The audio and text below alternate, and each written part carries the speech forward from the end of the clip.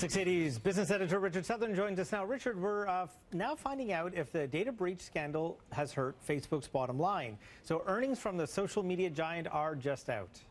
And they're much better than expected. It really hasn't hurt the bottom line. It hasn't hurt user growth. France's people, I think, are still hooked on Facebook, despite all these privacy concerns.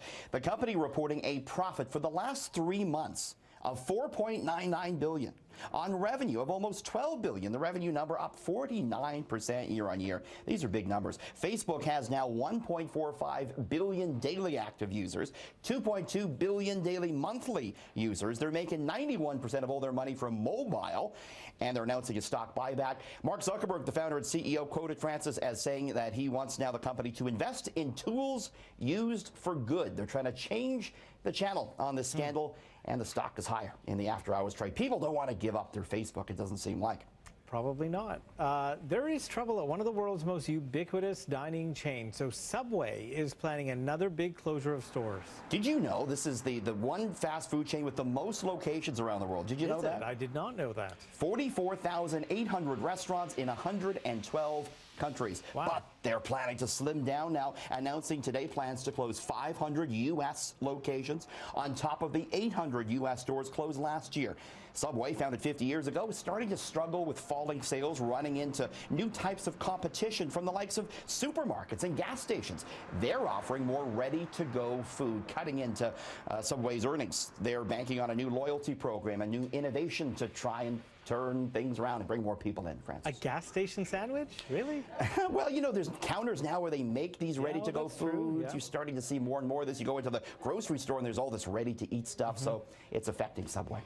So there's a new study that finds ugly people tend to earn much more money than those who are judged to be attractive. So Great what news. are you saying about me? And be careful how you answer. I say this might be great news for both of us, Francis. Where's our check? Where do we sign up? Hey, you know what? This is interesting. It's the Journal of Business and Psychology. It found that despite conventional thought that pretty people make all the money, in fact, it's those judged very unattractive that make the most. It found the least attractive 3% of the population out-earned the 50% that were average or attractive. Researchers couldn't find a definite reason for this, but they speculated that it may be a form of self-preservation by management.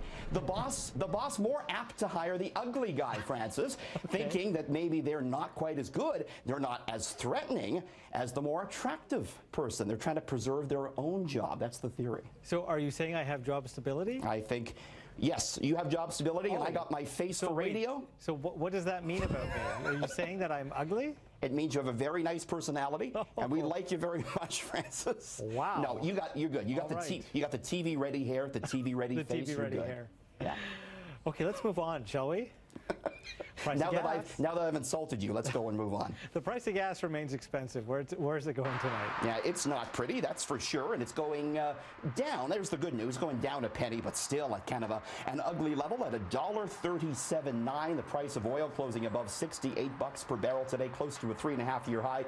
So down a penny tonight, but still at a pretty elevated price, Francis. Okay, now we're only a couple hours away from Game 7 between the Leafs and the Bruins, so let's follow the money to see what Toronto's chances are like. Yeah, what does Vegas think is going to happen tonight?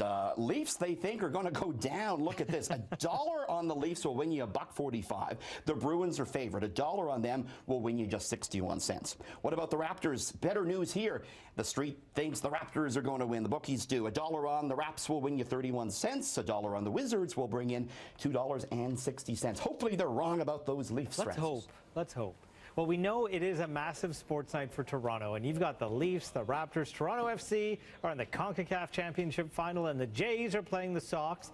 So what are some of the must-have accessories for fans tonight? Yeah, we got to trick out our living rooms and our basements. What do we need for tonight? First of all, you got to have the portable deep fryer grill, Francis. The portable deep fryer grill, yes. This is great for the family. You get all the stuff grilling around the outsides, and then in the inside, it's a big deep fryer. $250 for this. Next, who needs to get up for their beer? Not me. It's the remote control cooler, Francis. For $75, the remote control cooler will bring you your iced beer like this. You don't even have to get up from the couch. So it's Only like a Roomba, but it's cooler. It's a much better Roomba. Yes, so Now, a if it Roomba can that clean the floors and bring you beer, now that would be something. you just put a brush underneath that. I got to have the recliner, right, if you're going to watch the game. How about a recliner with a built-in fridge? You open up the arm, and there you get room for 3 beers. About $1,000 for that, though, Francis. And you know how you can refill it, right? You get the remote control cooler. You got it.